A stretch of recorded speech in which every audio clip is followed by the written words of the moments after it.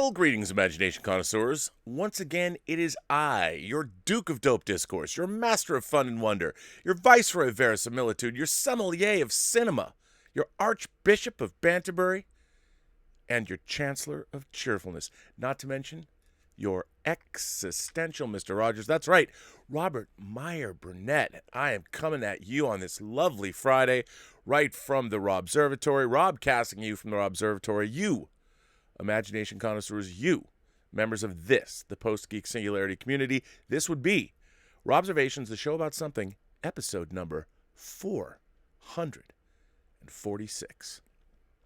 I have to tell you, I did a really interesting podcast yesterday with Gabriel Ellis, who contacted me from Poland. He's lived all over the world. He's lived in Georgia, like one of the Caucasus. He's lived in Germany. He has lived in Israel, and currently he's actually lived all over the world where he was studying meditation. And he has a really interesting podcast, and he asked me to be a guest on it, and I had a wonderful time talking with him. Quite an erudite conversation, I felt. His podcasts are on Spotify, and there is a link on my Facebook page and on the Post-Geek Singularity Facebook page and on Twitter. So check it out. If you haven't heard me talk enough, you can listen to his podcast. It's very interesting stuff.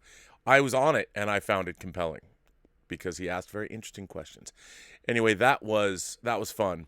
Now, there's breaking news right now. There's new news. There's all kinds of news today about movie theaters opening. Everyone's talking about the various phases we need to get through to get movie theaters and businesses and our lives opened up again. And in a stunning reversal, AMC came out yesterday and said, nope, they will not require masks in movie theaters, but changed their minds after the enormous public backlash. So I wanted to get right into it. Now, let me just say, I'm not interested in getting into some political conversation about masks or no masks. I am a man of science. I believe in STEM in all forms. I think people should study it. All kinds of people. Do you know why? Because, well, over the hundreds and hundreds of years of human history, science has won out. If you don't believe in science and you're looking at me on a cell phone, I don't know what to tell you. Human life is lasting longer than ever because of science. There's all kinds of stuff. Science doesn't care about your political affiliation, and peer-reviewed scientific study, well, you can argue with it. You can talk about, well, it is or it isn't real, and if it has a bias. But you know what? The scientific method, it really doesn't, not when it's done correctly. So I'm going to stay away from any really political conversation here and stick strictly to science when we have this conversation.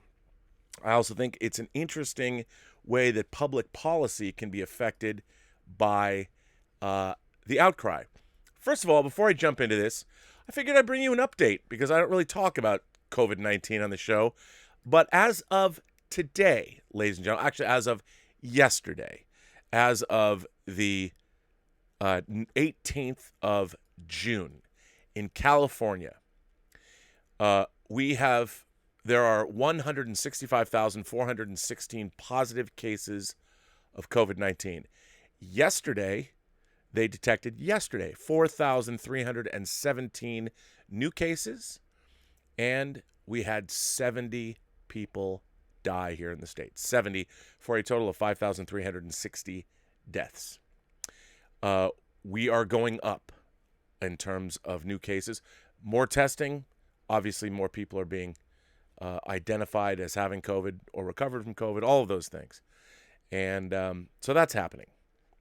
Also, yesterday, our governor, Gavin Newsom, California on Thursday began requiring people to wear face masks in most indoor spaces and some outdoor areas where distancing is not possible. Several states, including New York, already mandated face masks in public. Up until now, the decision in California was left up to local governments. California on Thursday began requiring people to wear masks in most indoor spaces and some outdoor areas as the nation's most populous state tries to limit the spread of the coronavirus. At the same time, it takes another step in the gradual reopening process. Until now, Governor Gavin Newsom allowed local governments to decide whether masks and face coverings should be mandated. Basically, the statewide order requires masks in most indoor spaces, but there are some exemptions. So here is our mask policy in the state of California. Inside or in line to enter indoor public spaces, in hospitals, pharmacies, medical clinics, or other healthcare offices, while waiting for and riding public transportation, taxis, or ride-sharing services, such as Uber and Lyft, drivers should also wear masks. In workplaces that require interacting with the public, where food is prepared, packaged, or delivered, or when sharing common spaces such as elevators and hallways. In office settings where people cannot physically distance, while outside if it's not possible to stay 6 feet away from others. Who is exempt from wearing masks? Children aged 2 and younger, people with medical, mental health, or developmental issues that prevent it, people who are deaf and have hearing loss, and those who communicate with them if seeing someone's mouth is essential. Workers who would violate workplace safety rules by wearing one, people eating and drinking at restaurants, people swimming, walking, hiking, biking, running, or doing other outdoor activity where they can stay 6 feet from others, people in jails and prisons which have their own guidelines for face coverings. So that's it.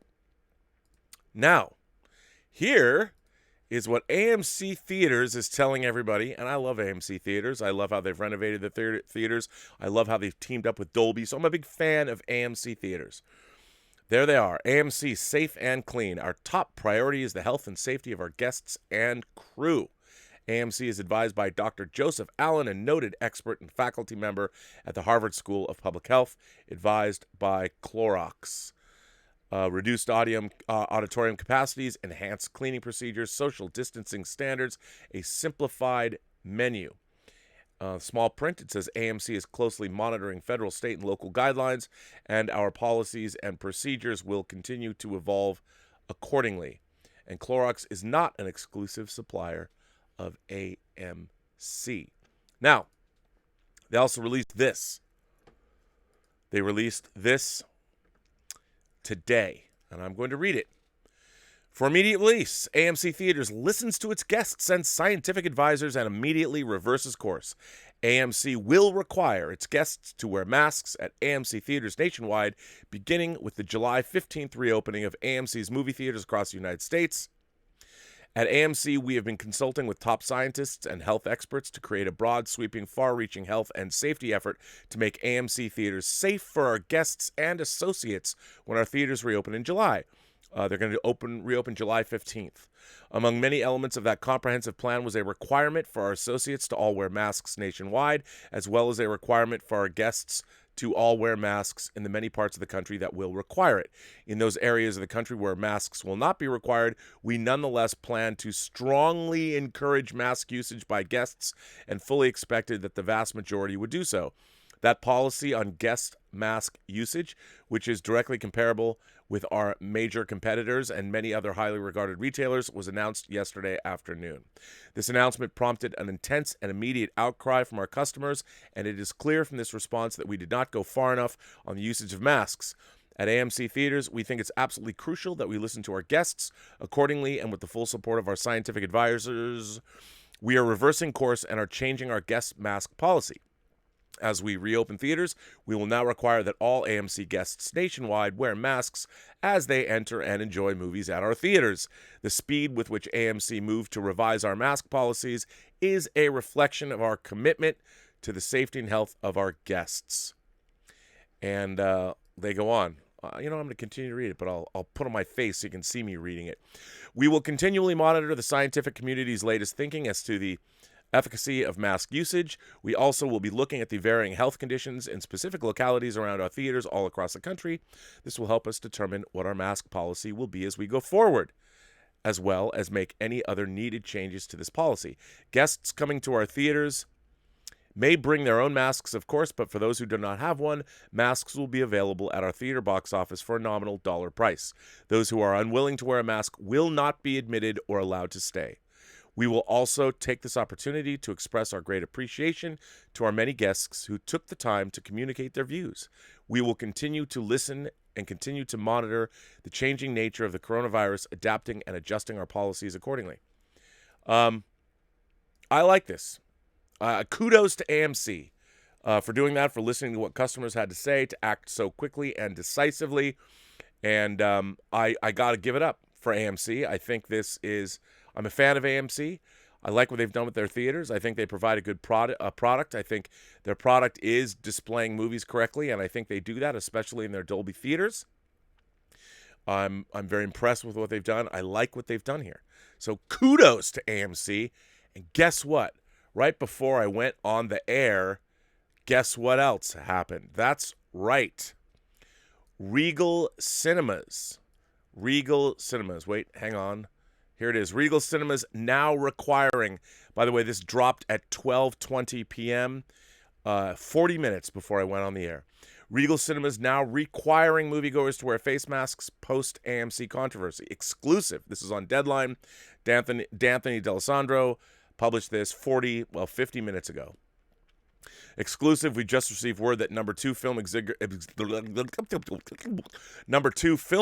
Regal Cinemas is requiring all patrons to wear face masks. In an updated policy today on the chain's website, as related to our employees, guests will also be required to wear masks.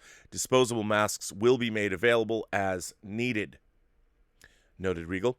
Regal's previous policy was similar to AMC's, initially reporting one yesterday before it drew controversy, and Cinemark's, which was that face mask wearing would be enforced in those areas, mandating them, however, encouraged in those pockets of America where restrictions have eased. In response to the change, a Regal spokesperson told Deadline, our ultimate goal is to create a safe environment for our guests and employees. This is a change to our previous policy on masks based on feedback received from our customers. We have yet to hear if Cinemark will update their policy. That chain opens a handful of cinemas in Dallas-Fort Worth, Texas area today.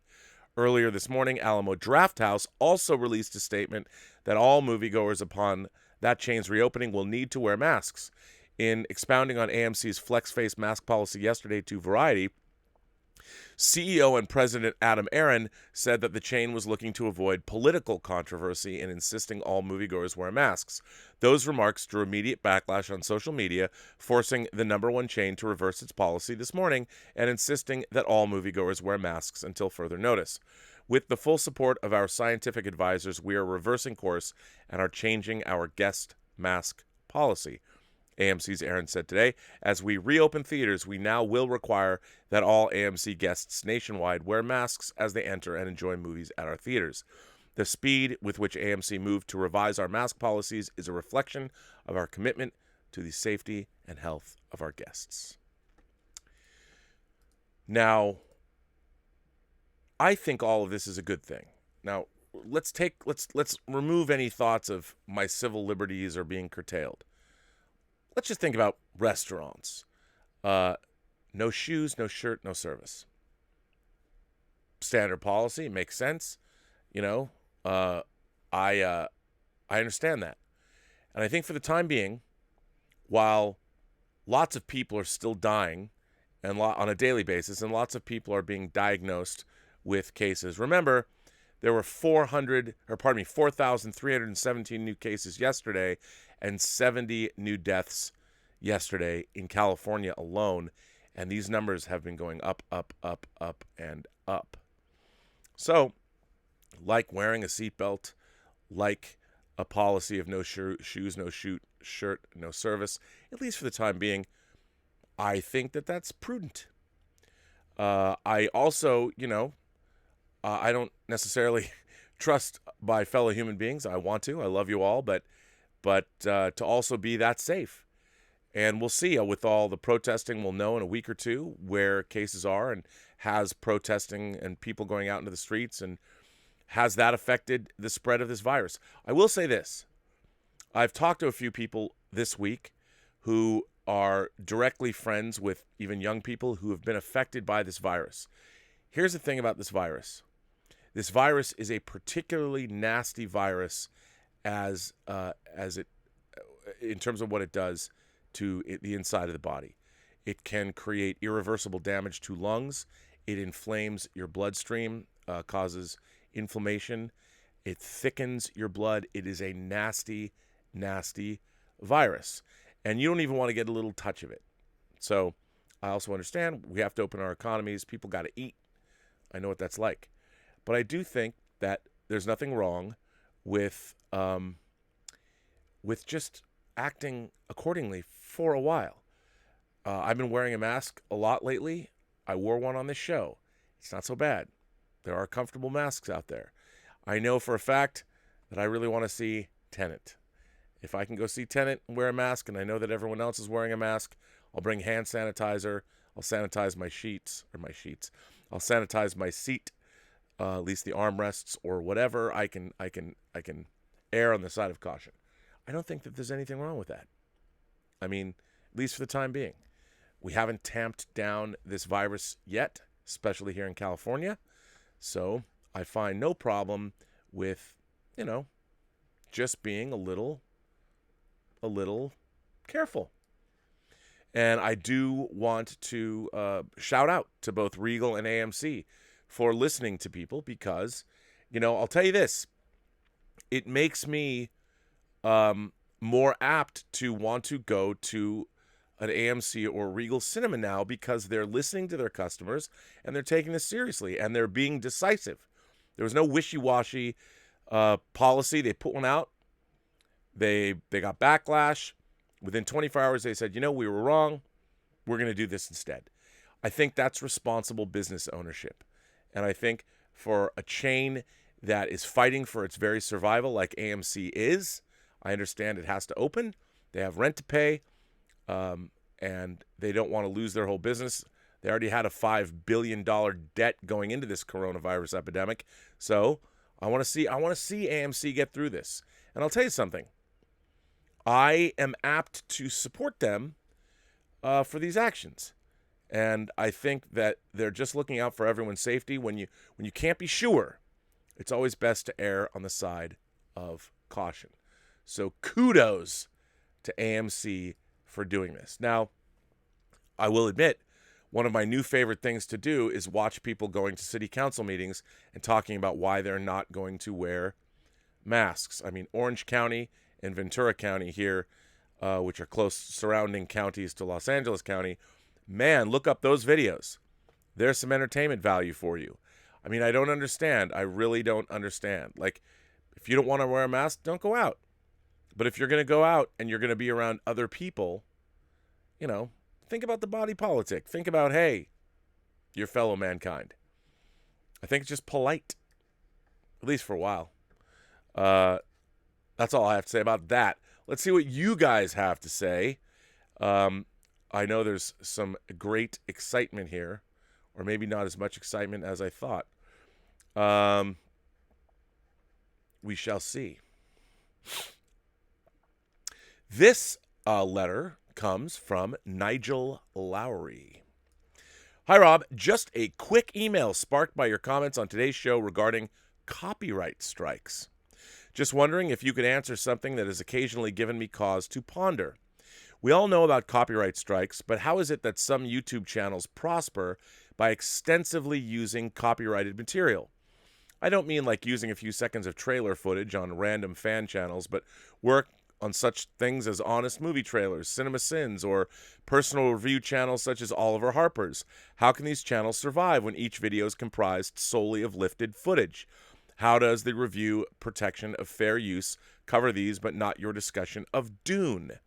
Any insight from Pasadena professor of prolific pop pronouncements? The Pasadena professor of prolific pop pronouncements, I like that, would be of great interest. Well, it's time for me to get back to home working, which is a bit of a pain when the work IT goes down, but thankfully I'll have the rest of your show to listen to while I grumble at the looping circle on my work window. Cheers, Nigel. Great question. And I have to say, I don't have a very good answer for you. I think that when I was talking about the script for Dune, they can, if Warner Brothers wants to come and strike my channel, and admittedly, for those of you wondering, I read the script for Dune, and I talked about it very favorably on this channel. I did an episode about it, and I had at first, there's two different kinds of copyright hits that you get on YouTube.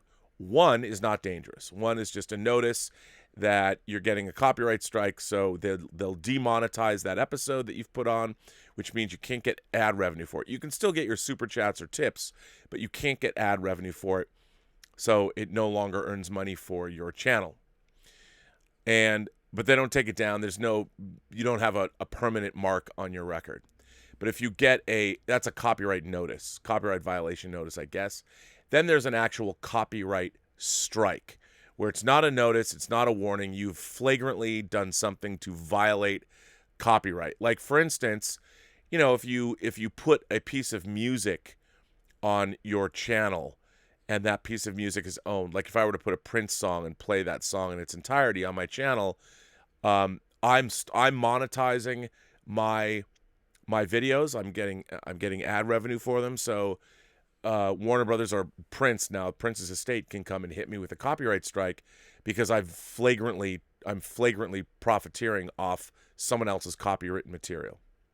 Now, in Warner Brothers' case, they did strike my channel, and when you have a strike, it lasts for 90 days and then it falls away. But on YouTube, if you get 3 in a row, they take your channel away entirely. If you get 2, I believe they take away your ability to live stream or even put up videos. So that's bad. So you don't want to get those. Now, I think there's a lot of places, like if you're doing honest trailers or something like that, there's a lot of, it really depends, I think, on the copyright owners. How are they going to enforce these things?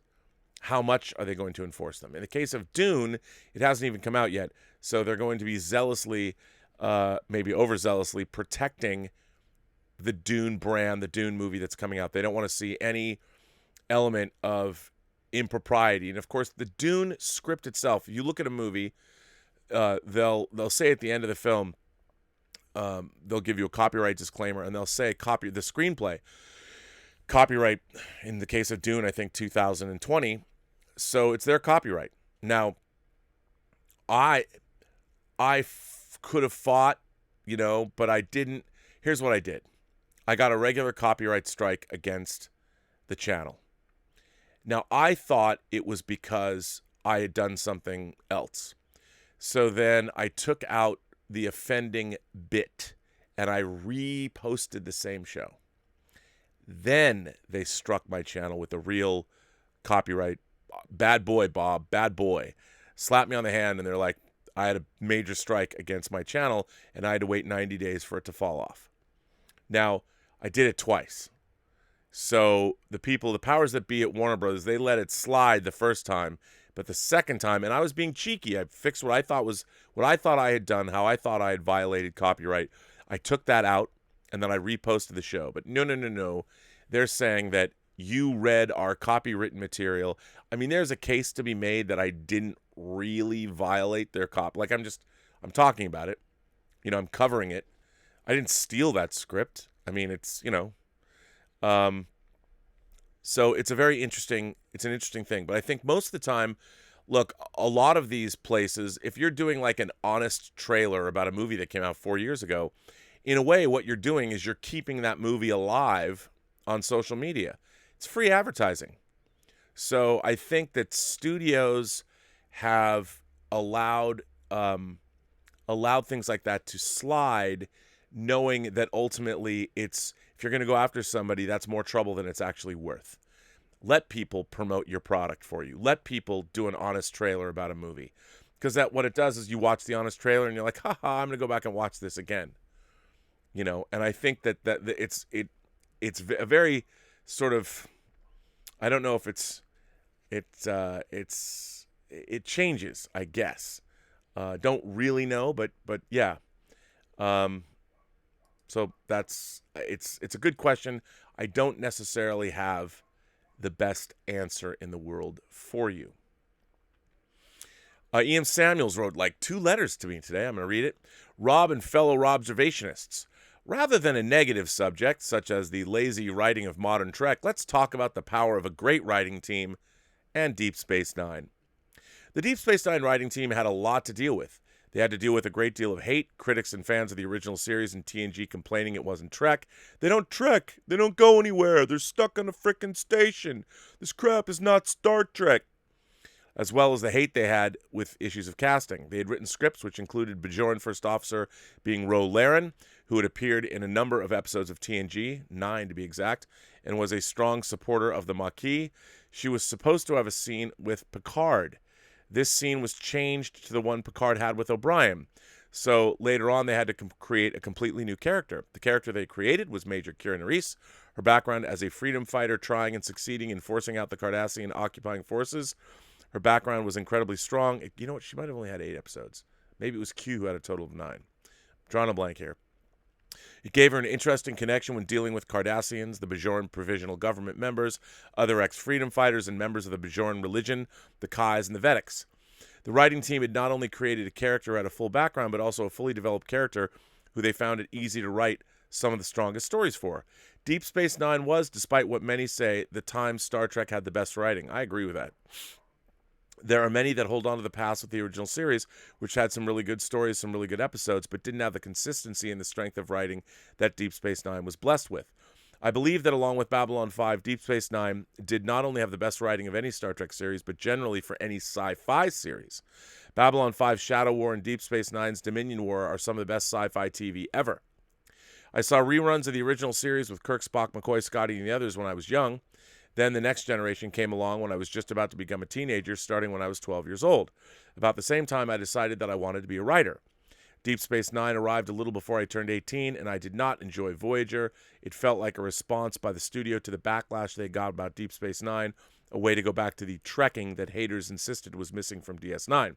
Interestingly, a friend of mine that I once shared a flat with was visiting his mother and was watching a now-defunct Virgin TV channel, and he saw 3 episodes of Star Trek, 1 original series, then a TNG episode, followed by an episode of Voyager.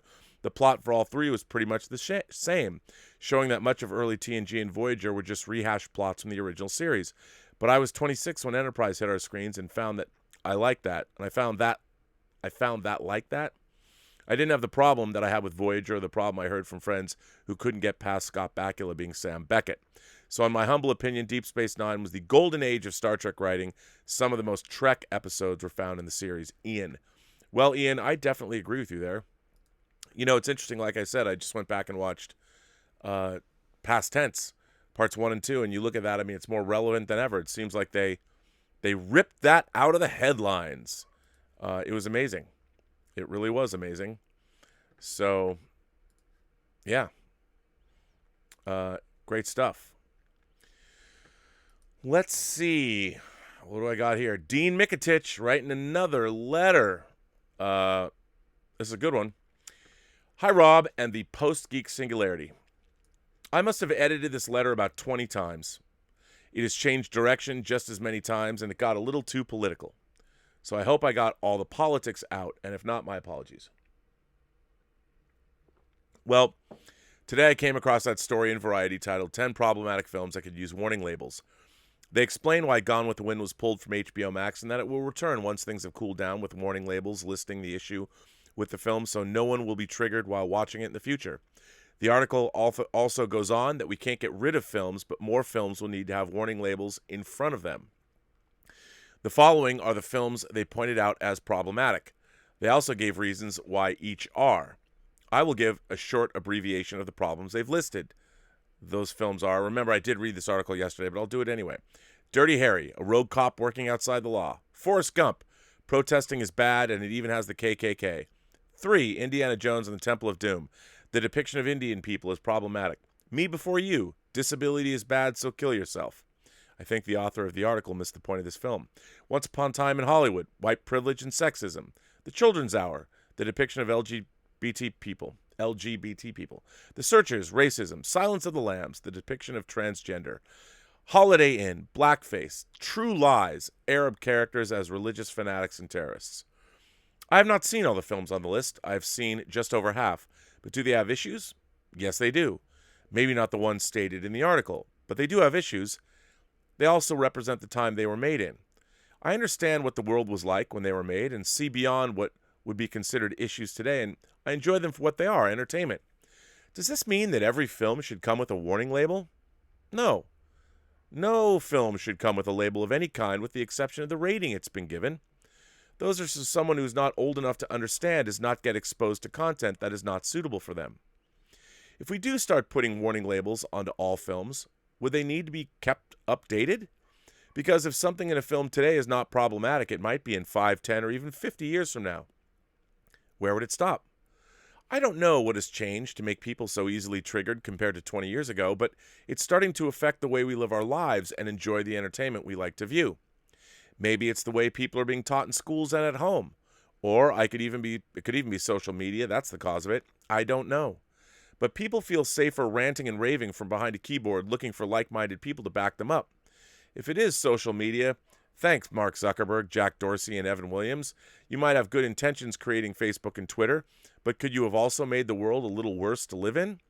Some might say ranting and raving with this letter, but what has changed where people could watch a film for what it was, and the film was made in a different era to the one they lived through. They understood that life was different then and not get triggered by something depicted in it. Peace and long life, Dean M. Well, Dean, you know what? I totally agree with you. And you know what? Let me add one more movie. If you didn't see this, one more movie I would like to add, if I can find where I put this.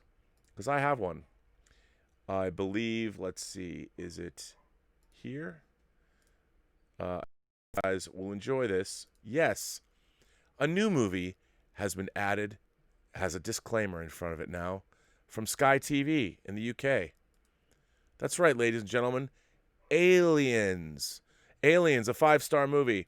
This film has outdated attitudes, language, and cultural depictions, which may cause offense today. Sci-fi sequel starring Sigourney Weaver contains violence. I was thinking about this. I'm looking at this disclaimer. And I'm thinking, what is it about aliens? Is it the way they treat xenomorphs? Is it a movie full of xenophobia? Was that it? Is it the joke that Vasquez says? Hey, Vasquez, have you ever been mistaken for a man? No. Have you? I mean, could that be it? That there's actual gender violence? I mean, people are even though the ribbing of people on the same fighting team, I don't know. I would like to know who decided that Aliens has outdated attitudes, language, and cultural depictions. I mean, look at that. What does that mean? I mean, now they're just saying it does. So now, apparently, Aliens has been branded as a film that is somehow problematic. Now, here's the thing that I find insidious about this. Who decided this? What exactly in the movie is outdated attitude? So, if you've never seen this movie before, you go into it now knowing that, somebody has deemed that this movie has problematic material. Now, here's my problem with all this. It might seem innocuous now. But what if, in, say, 5 years or 10 years or 20 years, that any movie that's branded with outdated attitudes, language, and cultural depictions which may cause offense today just get eliminated? There's no day in court. We don't even know who came up with this idea. We don't even know what about this movie is, in fact, problematic. This might seem silly. It might seem to be a slippery slope, ladies and gentlemen, but it is truly terrifying. To me, Aliens is terrifying in itself, but this is terrifying because we are branding these things. We are saying that these things are somehow problematic. And I don't know who said that or why they said that. I don't even know what about this movie makes it problematic, but it now has that label somewhere, which now puts it on a list of problematic movies.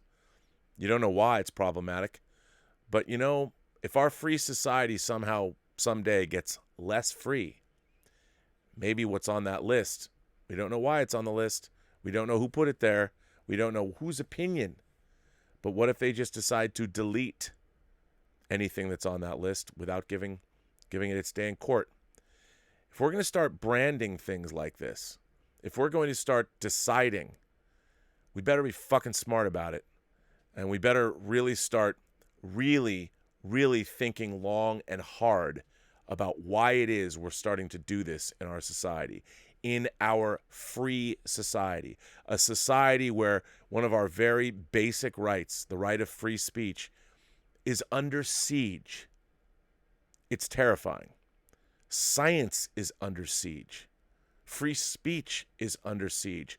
The very things that we needed that got us to where we are, that give us the quality of life that we have, are under attack.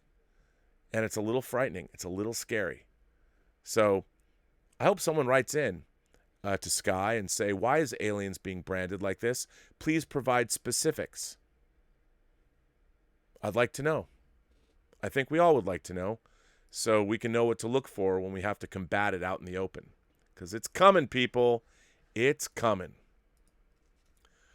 Let's see. James Kevins is here. Greetings, Rob. I just wanted to give a quick recommendation to a short video dropped on YouTube by the Critical Drinker. I usually find the drinker has a valid point or two, but this time I find he's hitting it on all points. Do yourself a favor and take a look at Why the Past Matters. Peace and long life. Oh, I did. I looked at that video and I posted it on YouTube and social media. In case you haven't seen it, maybe you don't know who the Critical Drinker is. I love this video. Of course, people gave me snarky comments about it, that it's such an obvious thing that why even bother? Why do you have to even bother posting it? But you know what? I'm going to post it. I'm going to put it in the live chat. If you haven't seen this video, I thought... By the way, the Critical Drinker, many people don't know this. I'll leave you to figure it out on your own. But the Critical Drinker is actually a novelist. A published novelist who's published a number of books. So check him out. I don't want to... I could post a link to his books, but isn't it more fun to find it on your own? Lancelot Marianne is here. Robster. This is my first letter to you. I will write another, regaling the Post-Geek Singularity with my adventures producing DVD special features, like the time in Rome when I thought my PA had been murdered. But that's for another day. The other day you mentioned the pre-title sequence of the James Bond film The Spy Who Loved Me, and that it makes you smile. Have you ever seen that film with an audience in the UK? The film is now, as you know, 43 years old, and mark my words, screen that film with a full house when that parachute opens. With it has the UK, the Union Jack flag. Bond's parachute is a Union Jack flag. The audience erupts into huge laughter and applause. The reason I think it's so funny is that as a nation, the British don't show off their patriotism in the same way as other countries do. I noticed in the US, people have the stars and stripes flying on their front lawns. You would never see that in the UK, unless there was a football tournament on, the World Cup or the Euros, and even then, it would more than likely be flags of our individual nations, England, Scotland, Wales, and Northern Ireland. Also, that moment is sticking the finger to the bad guys in a very un-British way. It's very funny, especially when it cuts to Roger Moore's face. Here's another thing, another example of the difference between the US and the UK. In June 1989, I found myself in San Francisco on the opening weekend of Star Trek V, The Final Frontier. Even though I was exhausted from traveling from London, I saw it twice on opening day. Remember the scene in the observation lounge when Sybok shows our heroes who they really are, their hidden pain? I do remember that. When it gets to Kirk and he protests, I don't want my pain taken away. I need my pain. And I remember distinctly the audience of both shows whooping and cheering and clapping. A few months later, the film opened in London. I went with friends to see it opening weekend. I know, I'm a sucker for punishment.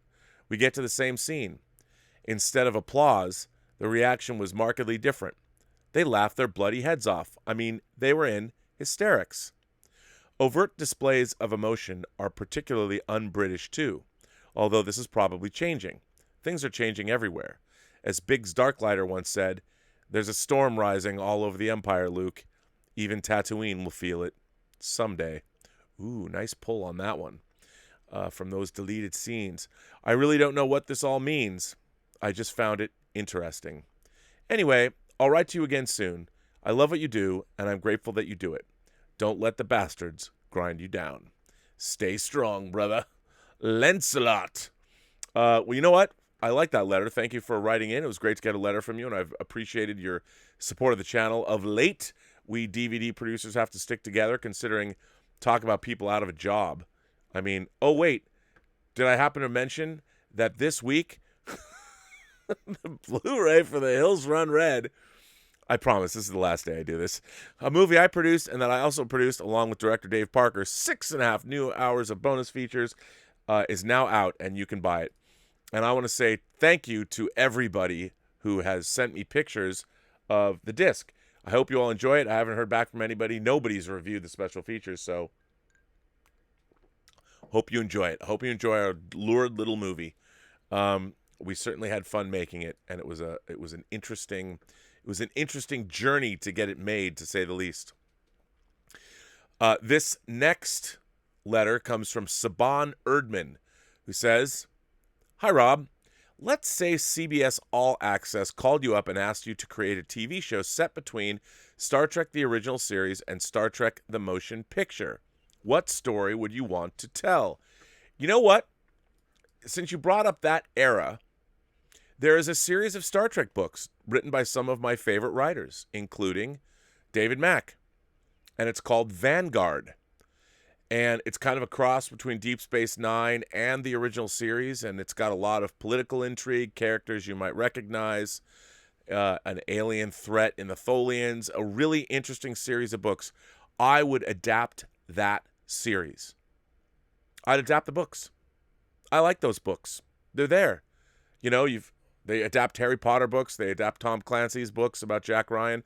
I would go and I would say, here's a series of books that you could adapt that's set in the era of the original series. It'd be totally canonical. All of the designs and everything would look very much like the original series.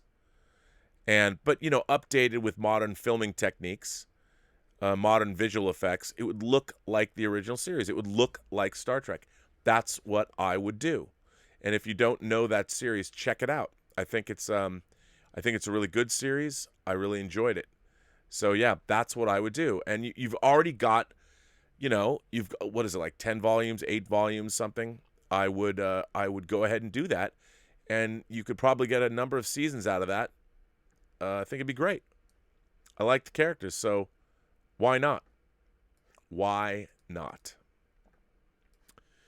This is from Herr Weber. Herr Weber. You put your chocolate in my peanut butter. You put your peanut butter in my chocolate. While watching a recent episode, the sommelier of cinema brought up the subject of found footage flicks.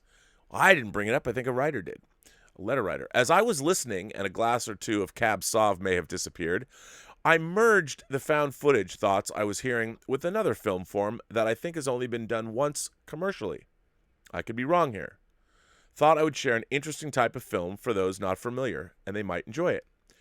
Time Code. Ooh, I like Time Code. Interesting. Good choice. Time Code is a 2000 American experimental film written and directed by Mike Figgis and featuring a large ensemble cast, including Selma Hayek, Stellan Skarsgård, Jean Triplehorn, Susie Nakamura, Kyle MacLachlan, Saffron Burrows, Holly Hunter, Julian Sands, Xander Berkeley, Leslie Mann, and Mia Maestro. The film is constructed from 4 continuous 93-minute takes that were filmed simultaneously by 4 cameramen. The screen is divided into quarters, and the 4 shots are shown simultaneously. The film depicts several groups of people in Los Angeles as they interact and conflict while preparing for the shooting of a movie in a production office. The dialogue was largely improvised, and the sound mix of the film is designed so that the most significant of the 4 sequences on screen dominates the soundtrack at any given moment. The interesting film was only accomplished but for the fact that the crew employed industrial DV video cameras that could hold a special 90-plus minute DV videotape, not available to consumers, thus allowing for single, times 4 cameras, unedited takes across multiple locations. All seen on screen together, window pane style, all in sync via the video signal called Time Code. I saw this film with Figgis speaking afterwards when it was on The Circuit back in the day. He mentioned that each location was used had a lot of hidden microphones everywhere, so that whenever actors were at a certain location or set, it could all be recorded. What is amazing to me is that in the age of digital cameras and recording hard drives, that this film form type of a single unedited multi-camera all-on-screen film has not been done again. Commercially, as far as I'm aware. What's even a bit more bonkers production-wise is that there is an LA earthquake that is part of the story, and at a specific moment, all cameras and actors had to react to the same thing on camera. Well done it was, sir. I heard the final film is take 12, and they could only do one take a day, if I remember correctly. It is definitely worth a look for all imagination connoisseurs. For sure, brah. And now, read on. However, I want to say thank you for that. Look, I'm a huge fan of Mike Figgis. He directed my beloved Internal Affairs, if you've never seen that, with Andy Garcia and Richard Gere. What a movie. What a movie. A good cop goes after a really bad cop. Time Code is very, very interesting. It's funny, it's kind of fallen in the cracks, but it's definitely worth seeking out. I saw it in a theater, and I too thought it was really interesting. It was an interesting experiment. I mean, I didn't realize it was take 12. Take 12. They had to do one. It took 12 days to finally get the movie. That's incredible. Incredible. So, wow. I recommend anyone check it out. If you're interested in an innovative, interesting time at the movies, please check it out. Omar94, back again. Hi, Rob. I wanted to do something a little different. I usually give recommendations for movies I like and I think are underappreciated. However, for this letter, I figured I would try something new. When I watch movies that don't turn out well, I always have this what-if type idea in my head that the movie could have been better if an earlier version of the script was used. Many times when movies don't turn out well, they could have turned out well, as a script can start off really good, but then wrong decisions are made. So, for this letter, I'm giving recommendations for earlier drafts of scripts for movies that have come out that are available online for everyone to read.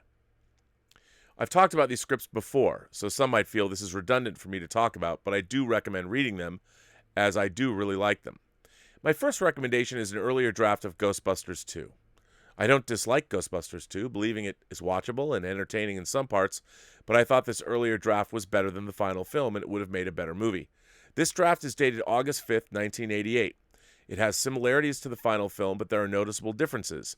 The script was a little more mature than the final film. It's not perfect, as Janine and Winston are still sidelined like they are in the movie. I hated Ghostbusters 2. I really did. One of the great actually, there were three movies, well, four, like the great summer of the great what do I call it? The Great Disappointing Summer of 1989.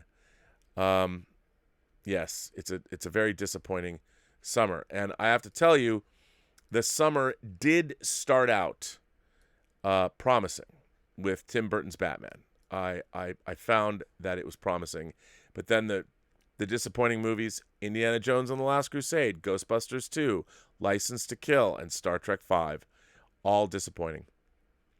My second recommendation is the script for 1989's Batman by Sam Hamm. This script is dated October 20th, 1986. The problems I have with the movie are solved in this original script. The story actually makes sense, as it's very coherent and the characters are actually interesting and have motivations. Batman is the focus instead of Joker, and Gotham City gets explored more in the movie. All of the moments, scenes, and dialogue are similar but done differently. In this script, Joker does not kill Bruce Wayne's parents, and Alfred does not let Vicky Vale into the Batcave. If this draft were made, it would make a better film than what we got. It's not perfect as Robin appears, but is shoehorned into the story. There's a confusing scene where it starts off with Bruce Wayne chasing Joker on a horse, and then a page or two later is on the horse with his batsuit on, and Commissioner Gordon is sidelined like he is in the movie. My third and final recommendation is the original Last Boy Scout script by Shane Black. The script doesn't have a date on it, so I'm not sure when Black completed and sent it off exactly. The script is darker and more serious than the movie, with a completely different third act. The story of this script has higher stakes and is more ambitious, having some very impressive and over-the-top action scenes. I honestly found no issues with this script, finding it absolutely brilliant. Everything that I found wrong with the movie's story and characters was solved by this script. Those are my three script recommendations. If you want to read them, they're available online. Just search on Google. I do really enjoy reading film scripts, and I will try making this a regular thing to do, similar of my movie recommendation letters. I'm currently reading the original script for Batman Returns, so when I'm done with that, I'll put that into my next screenplay recommendations later.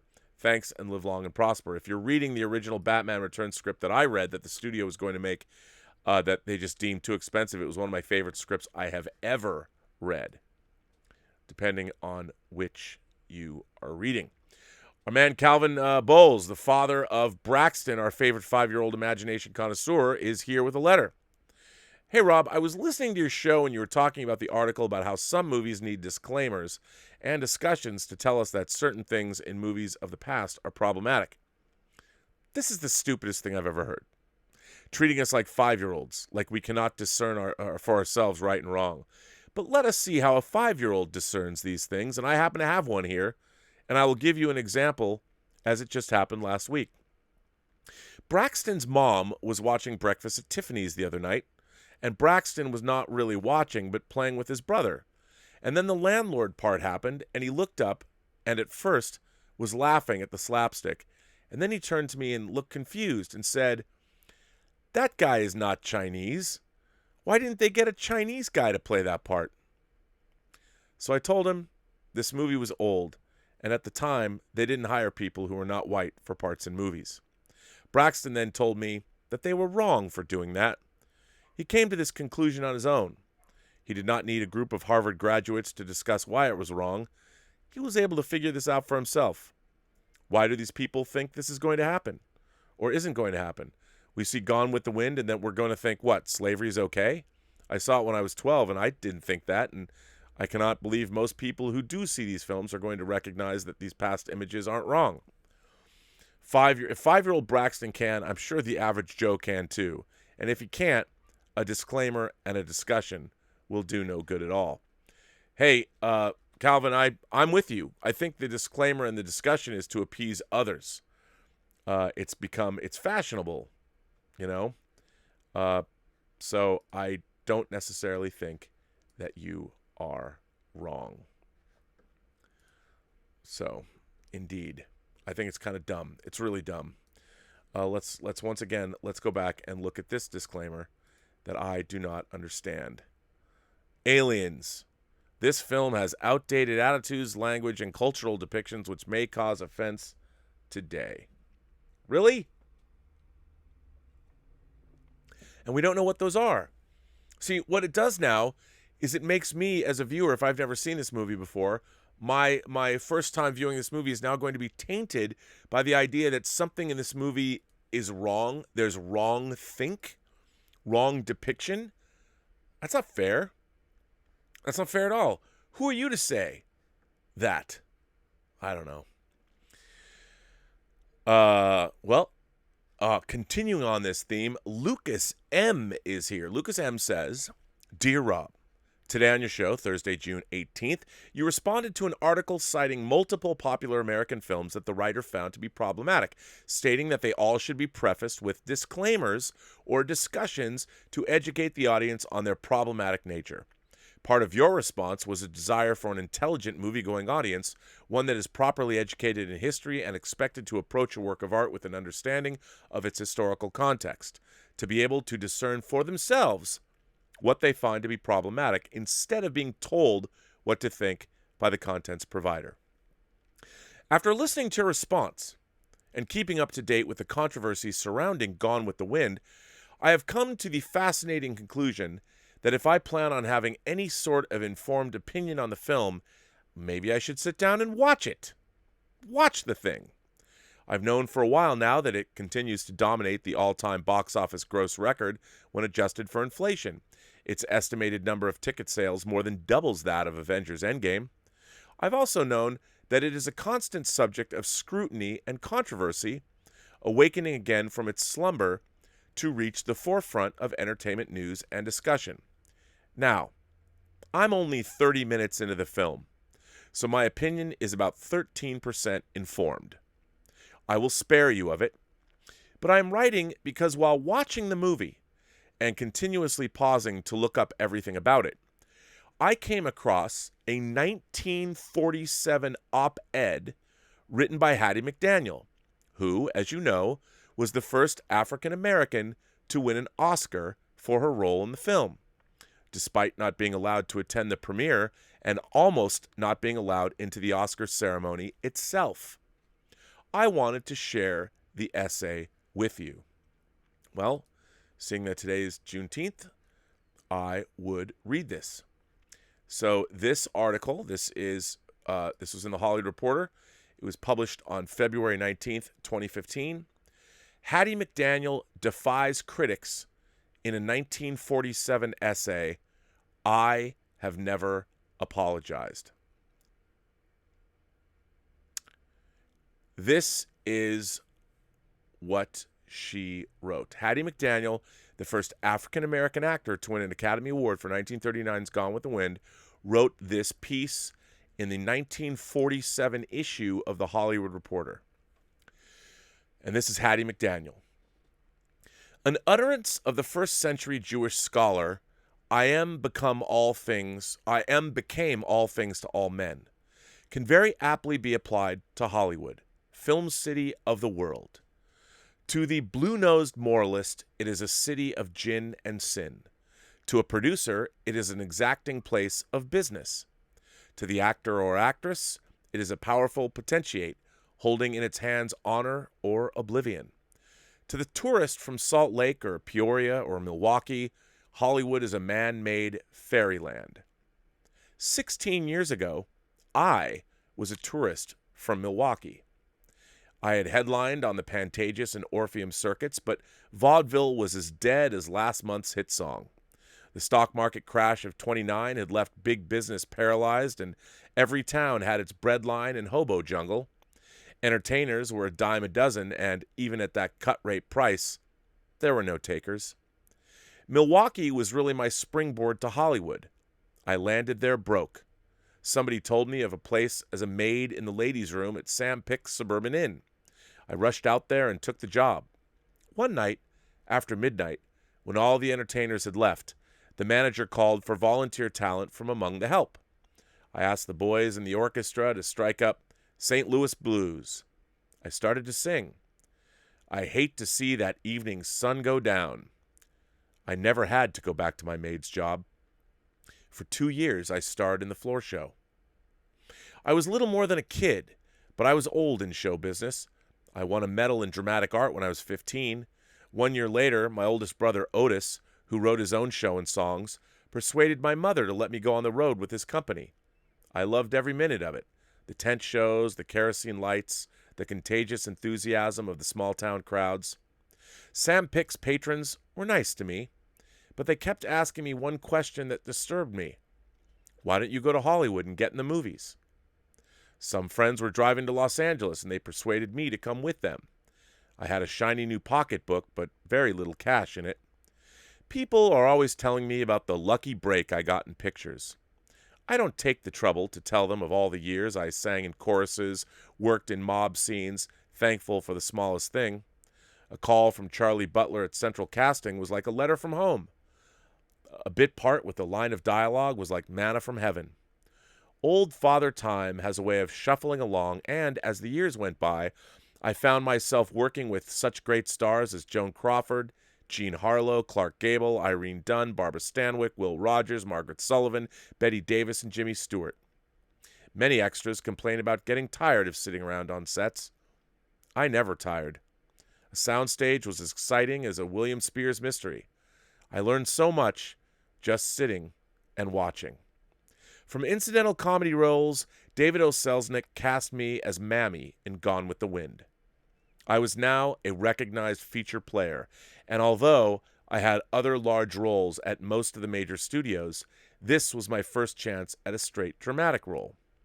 For it, Hollywood bestowed upon me its greatest seal of approval, the Academy Award for the Best Supporting Actress for 1939. I shall never forget that night at the Ambassador when Faye Bainter so graciously presented me with the coveted award. It was one of those always-to-be-remembered nights. Everybody was shaking hands and congratulating me. It was like Old Home Week in Kansas. My own people were especially happy. They felt that in honoring me, Hollywood had honored the entire race. That was the way I wanted it. This was too big a moment for my personal backslapping. I wanted this occasion to prove an inspiration to Negro youth for many years to come.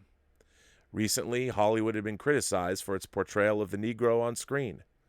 I have been censured by some of my race for not joining in the denouncement.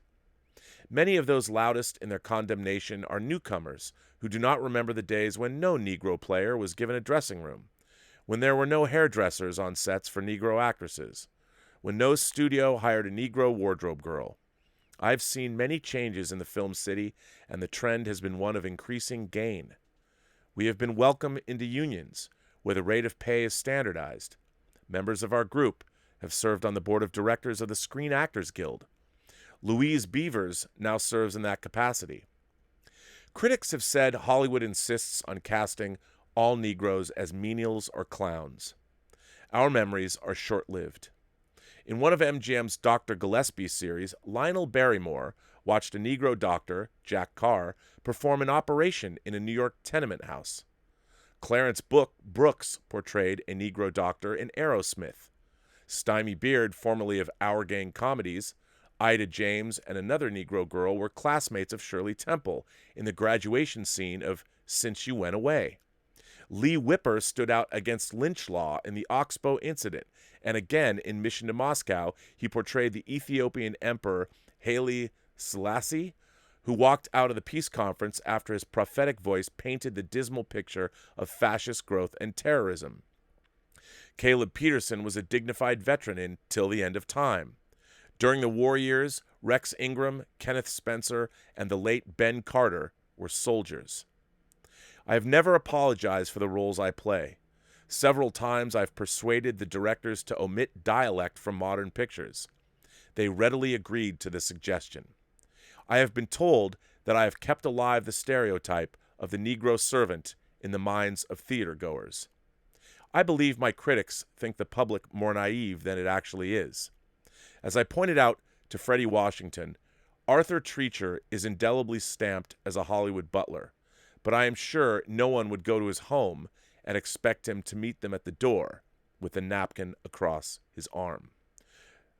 George S. Schuyler, brilliant Negro columnist of the Pittsburgh Courier, had this to say about my role in Three's a Family.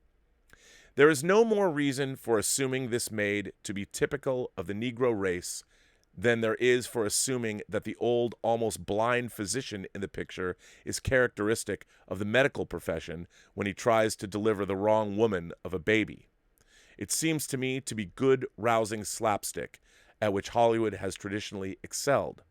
No farce is factual, and no intelligent person expects it to be. If I may speak from a personal angle, it is not because I am not aware of what Hollywood has done for others. In one picture, Imitation of Life, Louise Beavers became famous. Hollywood made practically unknown Lena Horne into an international singing star. It sent Eddie Rochester, Anderson stock skyrocketing. I've never gotten over my crush on Hollywood. At heart, I suppose I'm still a tourist from Milwaukee. That was the first black person to win the best supporting actor at the Academy Awards. The first black actor to win an Oscar, actually. That was Hattie McDaniel in a 1947 essay, I Have Never Apologized. I'm going to put that in the live chat so you can read it for yourself. Definitely worth reading. Yes, and it's very interesting. While everybody is always screaming and yelling, it'd be interesting if they go back and read this essay. I mean, I would love it if they put Gone with the Wind back up with her essay for all to read. Or better yet, get somebody who's a much better reader and a better thespian and maybe a representation of Hattie McDaniel, what she might be like today, and have her read this essay. I think that might be the best way to honor this film and the best way to explain it to other people. Now, I interrupted Lucas M's letter because he had me read this. So I'm back to what Lucas M was saying. The op-ed was originally written for The Hollywood Reporter in 1947, then republished in February of 2015. It is a response to criticism of her performance and its portrayal of African Americans on the screen. Like the film, the piece is a product of its time. But despite being written 73 years ago, I was surprised to read somewhat similar sentiments to what you expressed on your show today. I have been told that I kept alive the stereotype of the Negro servant in the minds of theater-goers, she wrote. I believe my critics think the public more naive than it actually is. McDaniel later explains, No farce is factual, and no intelligent person expects it to be. While I find the intention of her performance as a farce to not be acceptable in modern times, I also take her words to be, even back then, an expectation for an educated audience that won't view art superficially. An audience that, in her case, won't simply view her performance as a promotion of an outdated stereotype. I will let you read the essay for yourself if you so choose, and I did choose. I hope that the current media attention to the film will allow many people the opportunity to read it, because to me it shows that, while the story's romanticism of the South in the 1860s is certainly outdated and problematic, actors such as McDaniel were pioneers of their industry, and many people such as her saw art as something to be taken in with a contextual understanding by an intelligent audience, even in the 1940s. I'm glad to be watching the film, if only to view a snapshot of history, and to have the opportunity to learn about such a remarkable person. Lucas M. Well, everyone, if you ever needed an example of why I like doing this show, Lucas's letter is exactly that example. It's this kind of thoughtful discourse that I like. That it's what I'm actually all about. I want to thank you for this, and I want to thank you for sending this in. It seemed very apropos to read this today, especially. Texas, of course, Juneteenth, the end of slavery in the United States. Back, I think 1865. I'm not quite sure. Texas, but I really appreciated you sending that in. And again, I do find that what's going on in our country, the infantilization of all of us, it's very strange to me. I find it odd. I honestly don't quite get it. I don't quite understand how it doesn't matter what we're talking about. It just seems like everybody are we getting dumber? Have we lost our ability? I think we're living in the age of unreason rather than the age of reason, which is scary. I don't get it. But Lucas, I want to thank you for writing a great letter, and thanks for sharing that essay. I hadn't read that before. JS is here. JS says, "Hey Rob, I've been watching since Collider, and I've always appreciated your opinions. I feel like you carry the torch for Schnepp in a way." That's very nice of you. Thank you very much. "I try not to get sucked into politics too much. I know YouTube geek channels that have pandered to politics and exploded overnight, but I just simply like your content over theirs. I see what they're doing. Thanks." Well, Jay, I couldn't do a YouTube channel any other way because, I truly love all this stuff, and I have my whole life, and there's so much of it now to love, and it's great to be able to participate with everybody, and share all this stuff. So, yeah, I want to thank you. I want to thank you for that. That's very nice of you to say. So yes, indeed.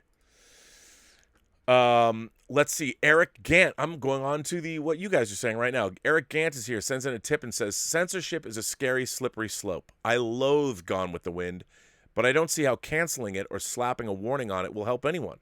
If a fan of the movie also happens to have racist leanings, putting a warning on it won't change their mind." Yeah, I just find it strange, because if you're putting a warning label on it, that means somebody deemed it worthy of having a warning label. And who are those people? What is their criteria? Gone with the Wind is not really about one thing necessarily. It's really about the end of a way of life. And I've always seen the movie. Again, we've talked about it. I've talked about it on the show. The South, it starts out, "Hey, everyone, we're going to war against the North, woohoo!" And then they all get torn asunder, and that way of life is completely destroyed. Atlanta's burned to the ground. All of these favored sons of the South are maimed and killed, and to me, it's literally about the end of a way of life, because that way of life was unsustainable, and there were treasonous bastards, and the not only were they treasonous bastards, they were trading in human flesh for economic reasons. It's horrible. It's horrible. And they kept people in bondage for decades, hundreds of years. And in addition to support their trading in human flesh, they went to war against the Republic, against the, you know, there was nothing about that way of life other than the fact that, okay, remove all of those things and maybe the bucolic beauty of the South and Southern girls and mint juleps and all that could have been great. It might have been had they not been, I don't know, slavers and treasonous members of the. It wasn't good for anybody. It was a terrible, terrible way to live. And it deserved to be gone with the wind, gone with the firestorm. So, but yeah, I still don't understand, like, who's going to make these decisions? I mean, I think rather than a disclaimer, perhaps a discussion is better. Or put Hattie McDaniel, her letter in front of the movie and have somebody do a performance of it. I don't know, maybe somebody who was, you know, when we interviewed Whoopi Goldberg, she talked about how Nichelle Nichols inspired her. Maybe there was another renowned black actress who was inspired by that performance and could honor her legacy by reading the article or reading that essay. Very Ken Burns style. Maybe Ken Burns can team up with someone and make a piece, make a documentary piece, and put that in front, and something like that. Lancelot Marianne, who wrote that great letters here, he says, I don't know about you, but I've always wanted to be Chung, as in everybody have fun tonight, everybody Wang Chung tonight. That Chung is one lucky son of a bitch. I'm a huge Wang Chung fan.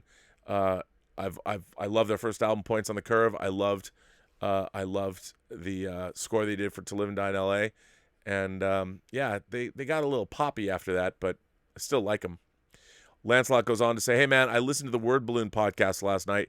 Can you do a show examining the mid-'80s Star Trek script you talked about and also about the original fuller version of Star Trek Discovery? Well, Star Trek The Beginning was actually from 2005. It was written post Enterprise by Eric Jedrinson. I'm going to do a show on it. We did an Inglorious Treksperts episode about it where we interviewed Eric Jedrinson, but I wanted to wait until that dropped first, so I didn't want to steal its thunder. But I'm going to do a very in-depth examination of that script on this show, kind of the way I... Look, they should still make it. If I was in charge of Paramount right now, I would go get that script, it's ready to go, and it is a canonical continuation of Enterprise, and it was the first of what was a proposed 3-movie set that dealt with the Romulan War. And I'll tell you, that script is way better written than anything in the 3 seasons of Discovery and Picard. The last 3 seasons of Star Trek we got. It's also a way better script than it's the best Star Trek script that's been written. Well, nothing we've seen since Star Trek 09 comes close to that script, and it should get made, and it's ready to go. And Paramount already owns it. It's already written. You know, there might be a few little nips and tucks here, but I would make that script. And I would make that script for $75 million. And they own it. So, let's see. Yes, but, and you know, being friends with Brian Fuller, I would not want to go on. He's still, of course, getting paid for Discovery. So I wouldn't want to go on and talk a lot of static about the 150 pages of outline that was written for the first season of Discovery or the first 2 teleplays, one of which was written by Nicholas Meyer, as much as I would like to, unless, well, I could ask him. You know, I could ask him. I could talk about that stuff. Jason S. sends in a did I get everything? Yeah, Jason S. sends in a tip and says, in the next Star Trek show, would you support it if it was revealed that James T. Kirk was born a biological woman who is a lesbian that had transitioned into a man sometime before the original series? Would you be okay with your hero being a woman? Well, that's an interesting question. I would say that look, I have many heroes that are women. Amelia Earhart is a hero of mine. So I have no problem having female heroes in my life. I've known many women in my life. I mean, hell, my girlfriend Elizabeth's a hero. As a single mom, she has brought up 2 teenage girls in a very difficult modern environment, and she's held on to her dreams, and now she's going to Arts Center, Pasadena's Arts Center College of Design, a very prestigious art school, later on in life, and she's going to school with 20-year-olds and all that. So she's a hero of mine too. So I have many women that are heroes in my life. But my problem with your what you said is that James Kirk as a character was not conceived of as that way. And that kind of a retcon is not for somebody to do. The character was originally conceived of by Gene Roddenberry and other writers, of course, other people that worked on the Star Trek series. So I would find it offensive that somebody would go back and do that kind of a retcon story. Now, that said, if it was a story that was in, say, a novel or in a volume, if they brought Strange New Worlds back or something, if the story was good, I would read it. I'd be like, but you can't tell me that the character of James Kirk is that way, because that's what you're doing is, I understand if you were trying to be an ally, you're also denigrating, you're changing the character. What you should do is show us a new character that has that kind of an origin, so you can incorporate that into the stories that you're telling, or delve into those stories in a unique, fresh way. So I don't object to those kinds of stories, but I do object to people going back. I objected to them giving Spock a learning disability. That, to me, shows a fundamental lack of understanding of that character. And to go back and to make that kind, after you've seen so many other stories that deal with that, it is such a pandering, of its time, stupid writing decision. And so that's what I would hate about that. But if you want to give me an Elseworlds tale where James Kirk is born a biological woman who is a lesbian that transitioned into a man sometime before the original series, if that was dealt with in an interesting way, I'd read an Elseworlds tale about that. Julius Goodwin sends in a super chat. Hello, Julius. Thank you for supporting the channel. You're very generous, sir. It's sobering to realize COVID-19 has killed more people in the U.S. in under a year than died in nearly 20 years of the Vietnam War. Oh, no, don't just say under a year. Talk about it in like 3-4 months. It's a very effective viral killer, and it hasn't stopped. Ulrich Cole sends in a super chat, and he says, I require a t-shirt explanation, please. This is the logo from the TV show Captain Power and the Soldiers of the Future. This is their logo. I know some people have asked me in the past, they're like, is that like a Sky Marshal shirt from Starship Troopers? No, it's from Captain Power, the late 80s. Well, I guess it was called a kid show, but Captain Power and the Soldiers of the Future. When I was working at Landmark Entertainment, Roger Lay Jr., my co-producer, my fellow producer, and the director of the Star Trek The Next Generation project, he and I were working together. He was working on a revival of Captain Power and made some Captain Power merch. And this was one of them. And I thought, man, what a cool shirt this is. I mean, I'm all about this. How dope. So, yeah. Stubble McShave sends in a tip and says, hypothetically, if AMC demanded mask use and Regal hadn't followed suit with requirement of wearing masks, which theater chain would attract most moviegoers? Ooh, I don't know. I haven't had much experience with Regal. I don't know. It'd be very interesting. Look, I don't understand why people don't just err on the side of caution. I don't. It depends. I mean, I guess it depends where you're living. But when I'm listening to people talking about their civil rights and all that, I'm like, you wear seatbelts. Just be cautious. Yeah, why not? Oh, Stubble McShave sends in, but I don't know the answer, Stubble. Stubble also says, rest in peace, Ian Holm. For those of you who don't know, the great Ian Holm, who's in movies such as Chariots of Fire. He, of course, played Bilbo Baggins, the old Bilbo Baggins in Lord of the Rings. He was in, of course, he played Ash in Alien. He was in The Fifth Element. He's in dozens of other movies. One of the great British actors. Passed away today. I believe he was 88. Was he 88? He passed away today. And Stubble says, rest in peace, Ian Holm. I heard he had Parkinson's the last couple of years. I always found his performances engaging. I loved his performances. I've always loved him, and he will be missed. I'm sorry, we'll never get another. But we have so many rich and wonderful performances. He was in so many great movies. So many terrific films. Jason S. says, if you support the government mandating the use of a mask while in public, then you'd also accept the government mandating that everyone wear a face shield, gloves, and a full plastic bodysuit while in public because of COVID-19. Insanity. Well, I mean, it would really depend on what the situation is like. I don't understand. I don't know where you make that leap. Why?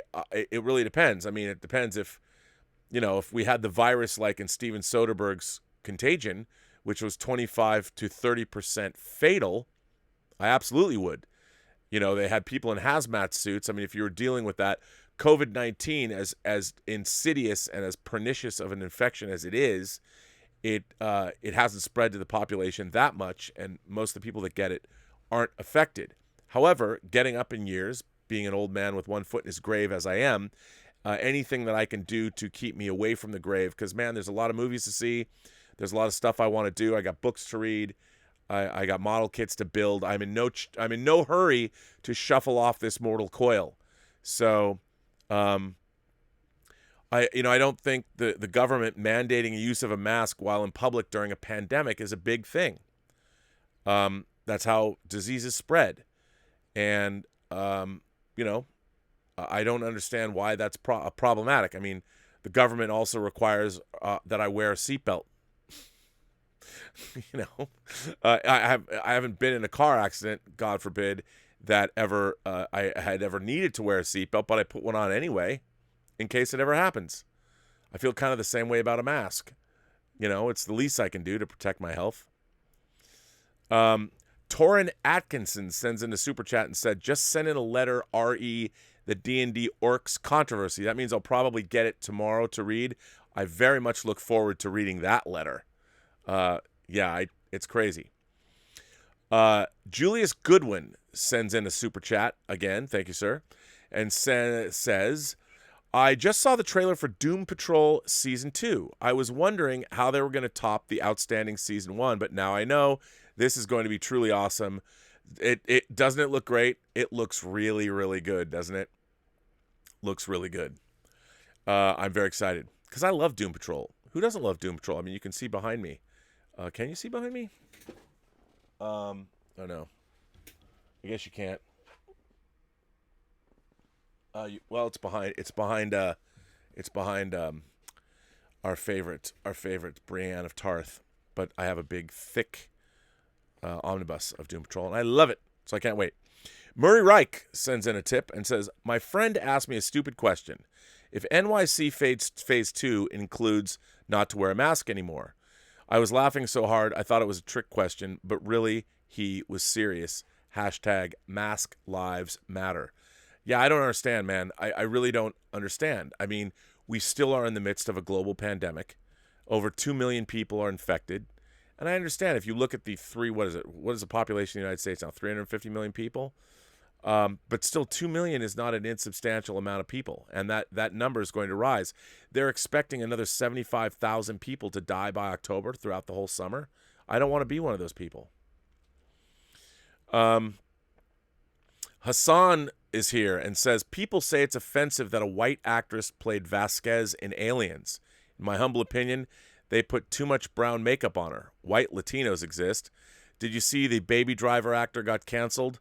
What do you think is going to happen to West Side Story? Hassan, okay, for those of you who don't know, Ansel Elgort, who was in Baby Driver and who's starring in the upcoming Steven Spielberg remake of West Side Story, was just accused on Twitter by a girl who she claims that Ansel Elgort was 20 and she was 17, I believe in New York. She reached out to him on social media and they hooked up for her birthday. And now she's saying that that he abused her. He took advantage of her on Twitter. I just read that before I went on the air. I don't know. I I don't believe she's accusing him of a crime, and certainly if it's in the state of New York, she was of the age of consent. So I really don't know much about it, but I don't really understand what the point is. It seemed to me like it was a consensual encounter. I just don't know. I don't know enough information. I mean, I would have to hear more about the story. I don't know much about it, but yes, Twitter is trying to cancel him. I noticed that right when right when I went on, I saw this happening. I don't know what's going to happen to West Side Story. I mean, they'll probably have to investigate it. You know, I mean, Ansel Elgort has been an ally of people supporting various causes. I mean, I like him as an actor. I don't know him obviously personally. I've never worked with him, and I find it interesting. I don't know.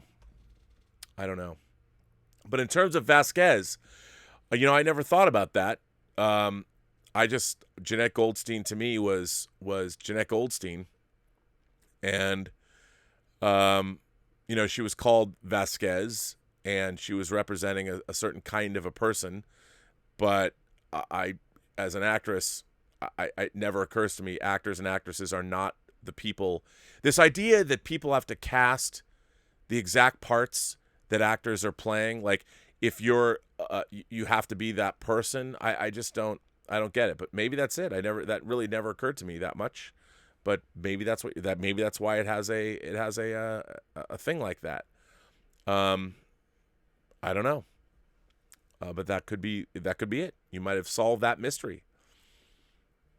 Honest Asian Guy sends in a tip and says, "Hi Rob, one of my favorite films ever is The Crow, as it should be. It is in desperate need of a collector's edition release, maybe from Shout or Arrow. I'd love that. A major roadblock, though, might come in the creation for new special features. Michael Jackson died flat broke, but his death has generated tens of millions for his estate. The Lee estate might want too much cash or even outright block any new materials from being made. I don't know. I'm no expert, and I'm just speculating. What are your thoughts?" No, I think they would. I mean, I have a couple of copies of The Crow on Blu-ray. I bought the Japanese Blu-ray because it was out first, and then I have the domestic release. But I'd love to see a 4K. I'd love to get The Crow in 4K. I love The Crow. Love The Crow. I think it's one of my favorite comic adaptations. It's so good. Yeah, no, I really love it. Sean M. sent in a super chat and said, "Ian Holm was lovely as Napoleon in The Emperor's New Clothes. Not a great film, but it's fun, and I would recommend it to anyone." I haven't seen that, but man, Ian Holm, I love Ian Holm. I love Ian Holm. I certainly do.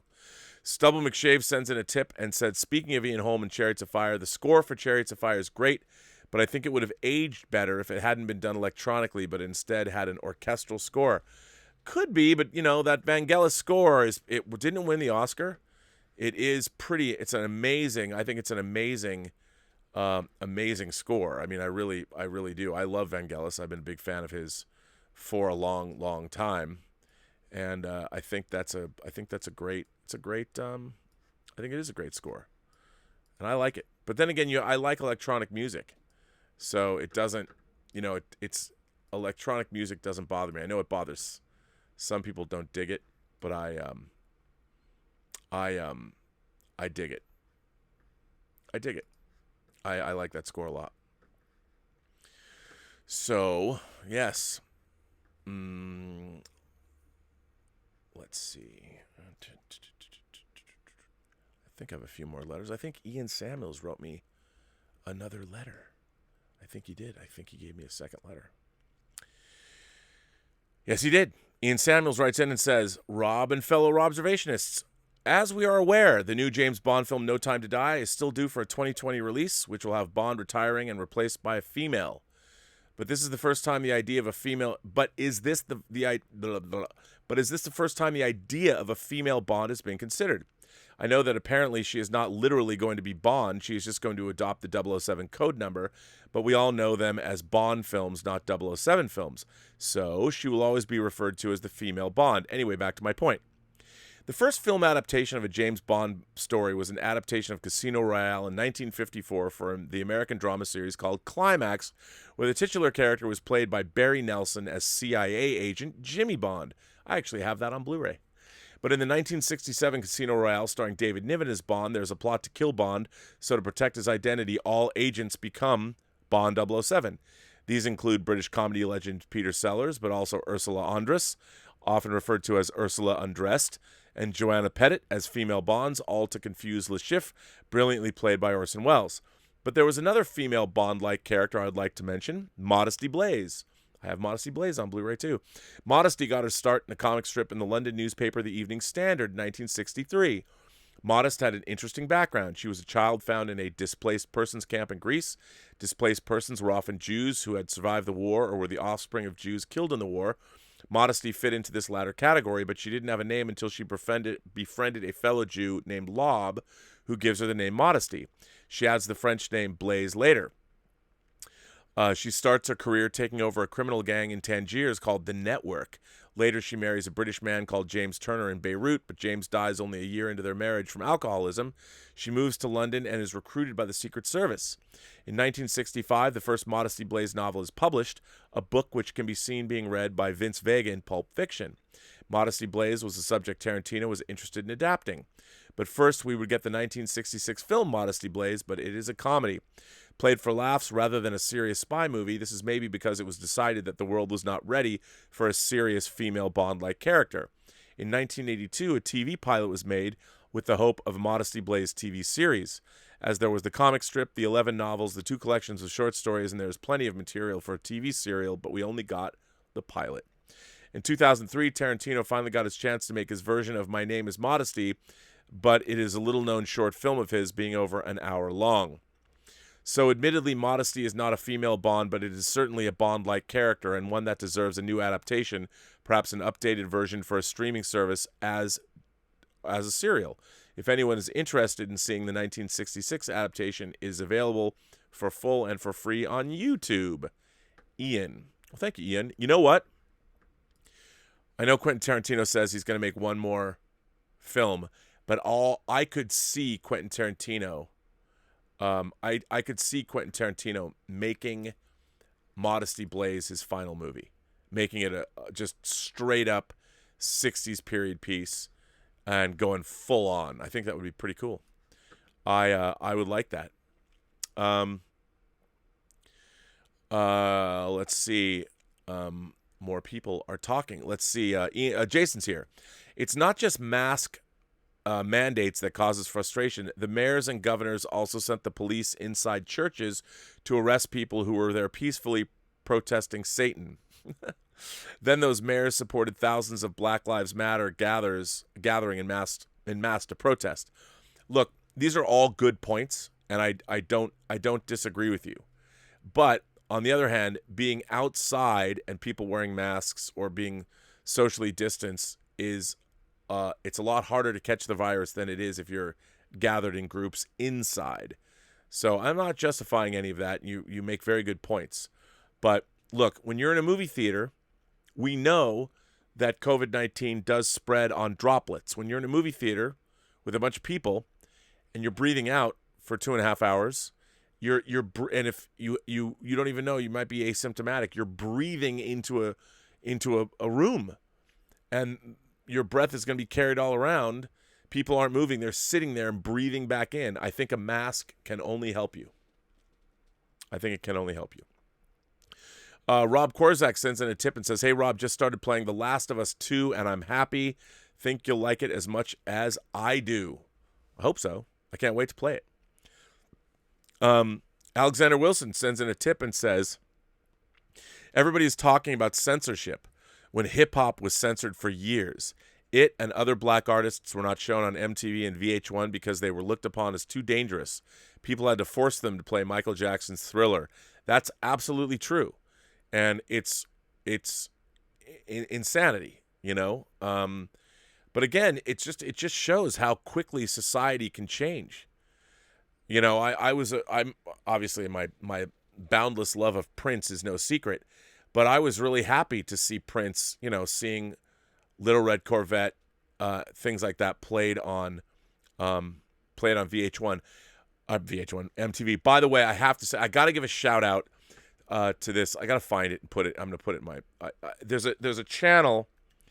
There's a channel on YouTube that somebody sent me a link to. And the channel it's two black kids, and they seem like they're in high school. They seem pretty young. It's two black kids watching music for the first time. They've never seen things they've never seen. They've never seen. And the first link that was sent to me was these two black kids watching Dolly Parton sing Jolene, and they'd never heard the song before, but they checked it out, and watching their delighted reaction at the song was joyous. But I'm going to put this link in the live chat right now. This is one of them, one of the two, watching Prince for the first time. And he just flat out, he just says, look, I've never listened to Prince. I don't know Prince, but I'm going to listen to Prince. I'm putting it in the live chat. It's one of my favorite YouTube channels. It will put a smile on your face. And I guess a lot of young people are doing these channels now. But watching this kid discover Prince for the first time, I loved it. It put a smile on my face. But the first one I watched was these two guys listening to Jolene. I'm like, that's pretty cool, So, and it will make you not like, don't put down the youth of America or the youth anywhere. They will always surprise you. And I thought it's just a fun thing. So I just put that in the live chat.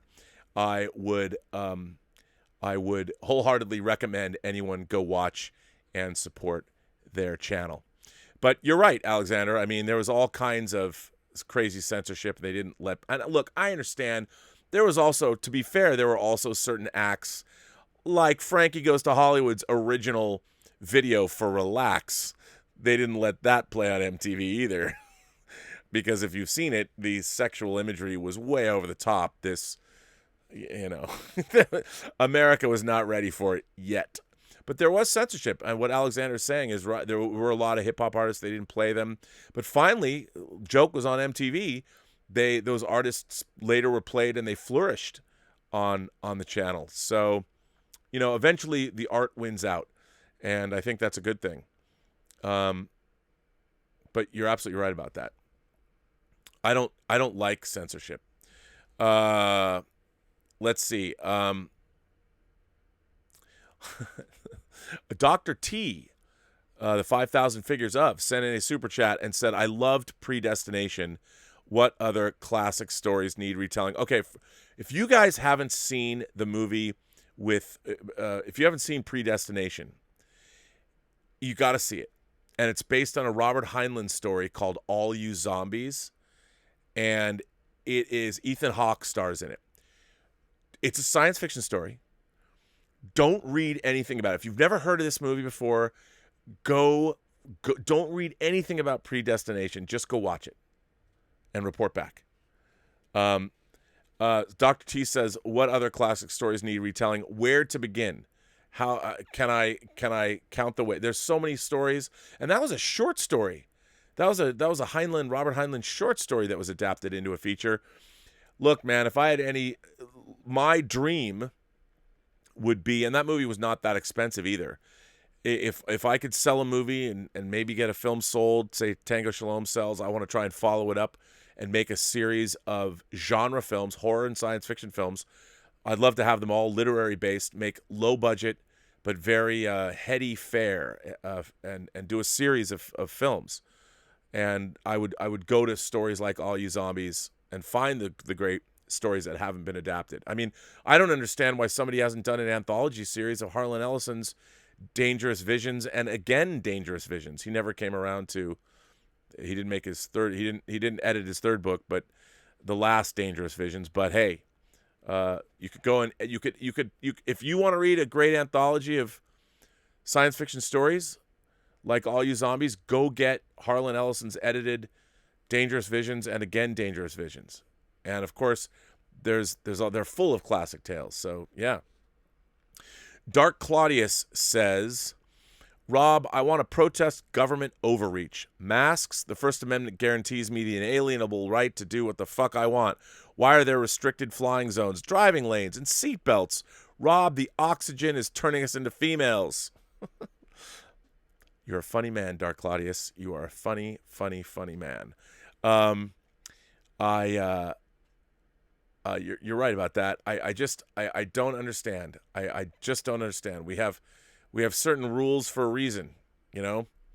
If everybody could be, wouldn't it be great to live in a world where everybody could be trusted to do the right thing all the time? I'd love to live in that world. Please tell me when it comes. I think having regulations is important. You know, it's important. Alexander Wilson comes back and says, ooh, this is a good question. Who overall had a better career, Prince or Stevie Wonder? Well, Stevie Wonder still has his career. You know, that's a good question. I mean,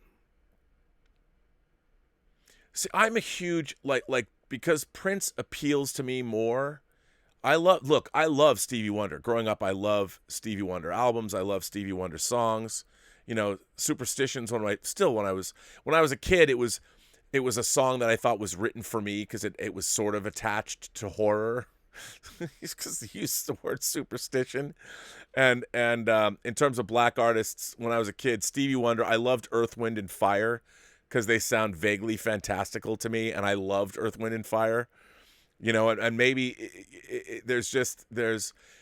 but to me, Prince, it was, in terms of career, man, he was such an electrifying performer. He was such a savant when it came to playing so many different instruments, and he, you know, he was a producer, and I still, everybody argues with me about this, but I still think that the greatest rock guitarist of all time is Prince. I believe that. People always come after me and go, come on, man, you know, what about Hendrix? I know, Hendrix was amazing. I'm not saying that he wasn't.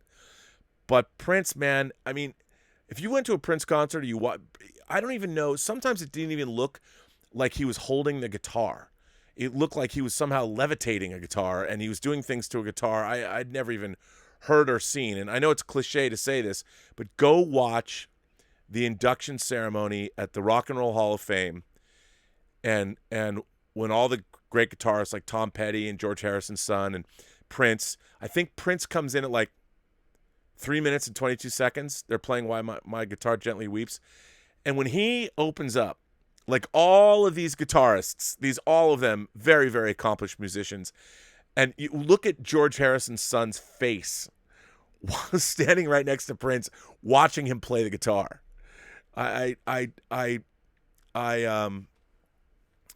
So I don't know who had a better career, because I think they both had incredible careers. They just did different things. I mean, Stevie Wonder, breakthrough artist. His longevity is certainly amazing.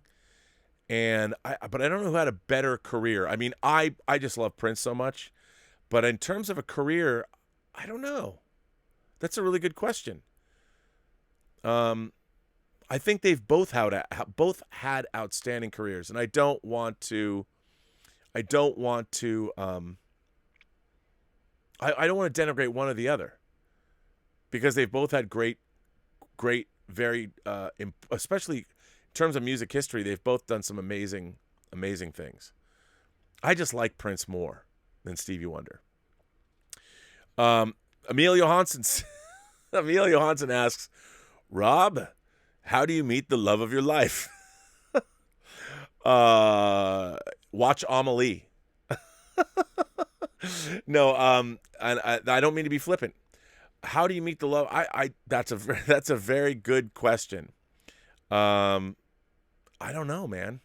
How do you meet the love? How does anybody do that? You know what? I think if you're going to meet the love of your life, you have to put yourself out into the world. That's what I would say. There's my advice to you. You know, you have to go out into the world. You have to experience things. You have to be open to meeting new people.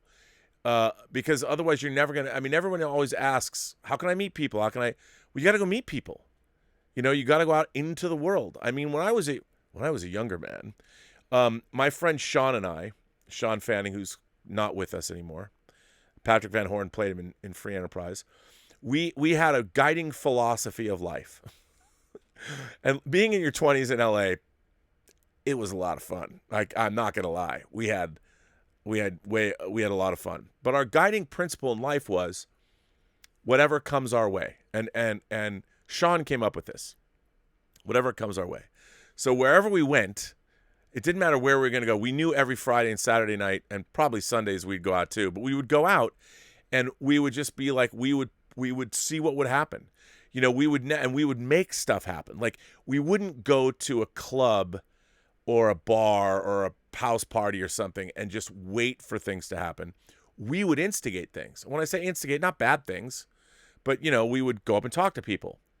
You'd walk up. You'd have to make the effort. And nowadays it's completely different because everyone's on their phones and on Tinder and whatever they're doing, and it's when people are at bars, they're waiting for. I mean, it's really hard now. I weep for the younger generation, but you just got to go out there, and that's what I would say is go out there, make it happen. You got to make it happen. Nothing's going to happen sitting at home, and I mean, you can still use personal meet girls.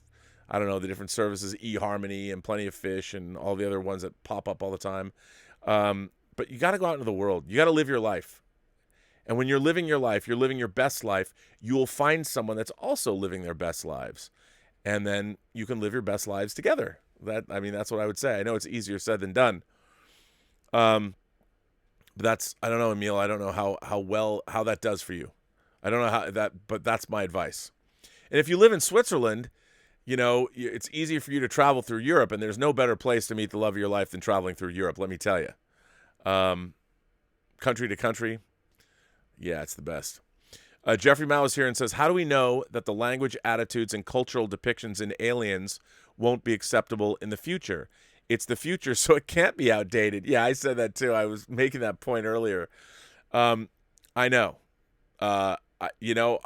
I guess nowadays, it had never occurred to me that Jeanette Goldstein is playing Vasquez and that she's got makeup on and she's always sweaty. I mean, I thought she was buff and sexy, and when she's doing her pull-ups, I loved her. I loved her character. I never thought that. It's great because she has a really great relationship with one of the characters, and then she's antagonistic with Hudson. I liked all that. And I thought she was her own woman. She didn't put up with any shit. So, yeah, but you're right, Jeffrey. Who knows? Who knows? Alexander Wilson is here again. When Prince came onto the scene in the 1970s, Warner Brothers marketed Prince as the new Stevie Wonder. I adore Prince. I did get adore. I got it, what you're saying. But I don't think Prince has an album that is as good as Stevie Wonder's Inner Visions. Listen to Inner Visions was a masterpiece. You know what?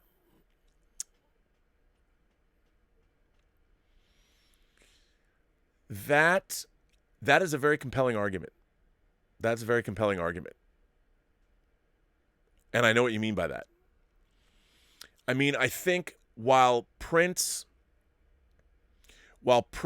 was unique, I think you could be correct about that. As much as I love Prince. See, I have no problem admitting if like that's a compelling argument. That's Alexander, that is a really See, now you make me want to go. I have that. I'm going to go pull it out and listen to it now. But I mean, I would say also that Stevie Wonder's older than Prince.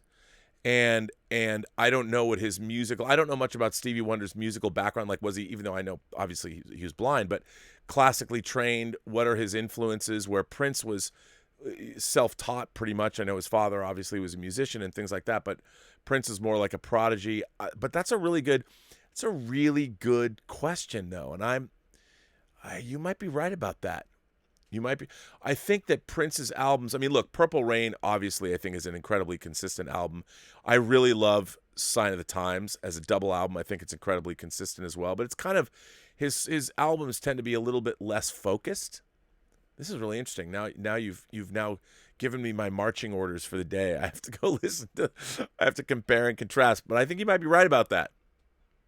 You might be right about that. But then again, you know, I don't know. Wow.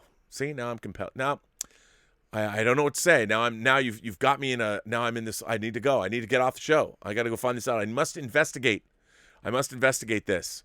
So, ladies and gentlemen, this brings an end to Robservations episode number 446. I want to thank everyone for being here. I first and foremost want to thank everybody for the generous support of the channel. I want to thank all of you people that take the time to write all these great letters in. Some great ones today. Thank you very much for that. I want to thank everybody for the continued support of our sister show, Whining About Movies. Tonight's Romance Friday, and Elizabeth picked David Fincher's Gone Girl. So at 7 o'clock tonight, we're going to talk about David Fincher's Gone Girl. And I know when I think romance, Gone Girl is just the first movie on the top of my list. But that's why I like Elizabeth, because she picked it. So we'll be here tonight at 7 o'clock doing Gone Girl on Whining About Movies. Is it episode 41 or 42? Maybe it's 41. I think it is 41. But anyway, be there for that. We've been having some very fun conversations. People loved our Event Horizon show. They loved our Fight Club show. And I guess we could call tonight Friday Night Fincher Night. We had Fight Club last Friday night. Now we've got this. Should be fun. So join us for that. I want to thank the moderating staff. I noticed Mike Bodden is in the chat. Mike Bodden is back into a moderating point of view. He's got a New York state of moderating mind, I guess. I want to thank Greg Smith. I want to thank Haynock. I want to thank The Richard. And if you want to have even more fun after we're not on the show, after I'm off the show, please go to the Whining About Movies Facebook page or the Post-Geek Singularity Facebook page on Facebook. And The Richard's always running rap parties. He's not running rap parties. Where did I get that from? He's always doing watch parties, not rap parties. Watch parties and showing things. It's always interesting to pop over there and see what's going on. Interact with your fellow imagination connoisseurs. So that's exciting. And yeah. So yes, thank you for being here. And so remember, every person you meet has a story to tell that you have yet to hear, and all you have to do is listen. And with that, I say goodbye to all of you imagination connoisseurs. Oh, I can't, because Ulrich Cole sent in a super chat and says, he was my CO in NAM. The CIA listed him as MIA, but the VA ID'd as MO, and we put out an APB. Oh, I see. Name the movie.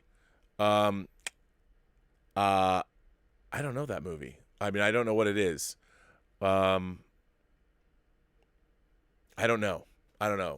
It's something like Naked Gun. I have no idea. Here, let's find out.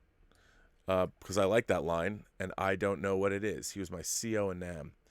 I'm going to find out. Let's find out together. What is this quote that I'm missing? Let's see. Oh, loaded weapon. You know, I wouldn't have got that, but loaded weapon. That's a good one. You know, I don't think about that much. I only saw that movie once. I don't know it. It's not something I watched over and over again, but that's a great line.